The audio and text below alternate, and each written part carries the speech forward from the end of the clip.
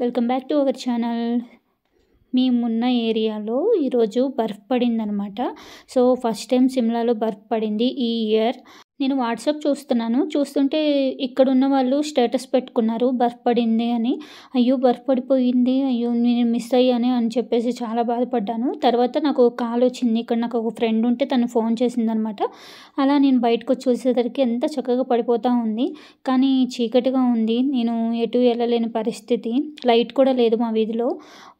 ఎందుకో మరి ఆగిపోయిందనమాట. సో నాకు భయమేసి ఎవరిని లేపలేక ఇంకా అలాగ నేనే పైకి వెళ్ళి చూస్తే చీకటిగా ఉంది. సో మళ్ళీ కిందకు వచ్చి చూశాను, కింద కూడా చీకటిగా అనిపించింది. ఏం చేయాలో నాకు తెలియలేదు, లైట్ కూడా లేదు. ఇంకా మొబైల్ లైట్ ఆన్ చేసేసి కొంచెం వీడియో తీద్దామని చెప్పేసి ట్రై చేశాను అనమాట. సో అందువల్ల ఈ వీడియో ఇలా వచ్చింది.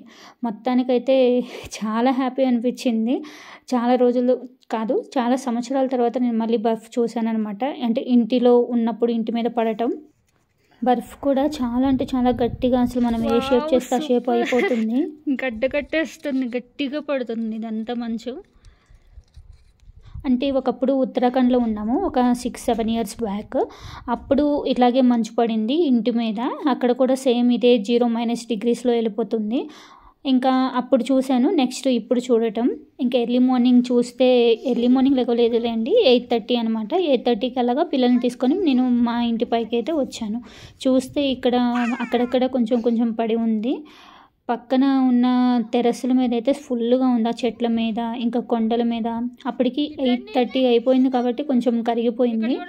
ఇంకా కారు మీద ఎక్కడ వెహికల్స్ ఉంటే అక్కడ మొత్తం ఫుల్గా పడిపోయి ఉంది. నైట్ అయితే ఎంజాయ్ చేసేవాళ్ళం, కానీ నైటు ఎందుకులే ఆ టైంలో లేపడం అని చెప్పేసి నేనే వాళ్ళు ఎవరిని లేపలేదు. అంటే నాకు తెలిసింది 10కి అనమాట. సో ఇంకా నెక్స్ట్ బాబు స్కూల్ ఉంది, ఎగ్జామ్స్ స్టార్ట్. ఇక్కడ ఎగ్జామ్స్ అయిపోతాయి, ఎగ్జామ్స్ అయిపోయాక ఇంకా సెలవులు అనమాట. 2-3 months ఇక్కడ వింటర్ హాలిడేసే ఉంటాయి, సమ్మర్ హాలిడేస్ ఆల్రెడీ సెలవులు ఇచ్చి దాదాపుగా ఒక 15 days అవుతుంది. తనకి ఎగ్జామ్స్ ముందే అయిపోయినాయి. ఇంకా బాబుని రెడీ చేయాలి. ఇక్కడ బర్ఫ్ని చూస్తూనే చాలా హ్యాపీ అనిపించింది. ఇంకా రోజు పిల్లలు మిస్ అయ్యారు అని చెప్పేసి నాకు కొంచెం అనిపించింది. కానీ ఇక్కడ మార్చి నుంచి మే దాకా దాదాపుగా బర్ఫ్ పడుతూనే ఉంటుందన్నమాట. ఇంకా అప్పుడు ఆడతారు కదా ఏముందులు అని చెప్పేసి నేనే రియలైజ్ అయ్యాను. కానీ బైక్స్ మీద, కార్స్ మీద, కింద ఎక్కడ పడినా కానీ ఆ బర్ఫ్ను వదలకుండా ఆడారు. ఇంకా రెడీ చేసుకొని బాబుని స్కూల్కి తీసుకెళ్ళాను. స్కూల్కి తీసుకెళ్తున్న దారిలో కూడా ఎక్కడ పట్టిన ఇళ్ళ మీద ఉండిపోయింది.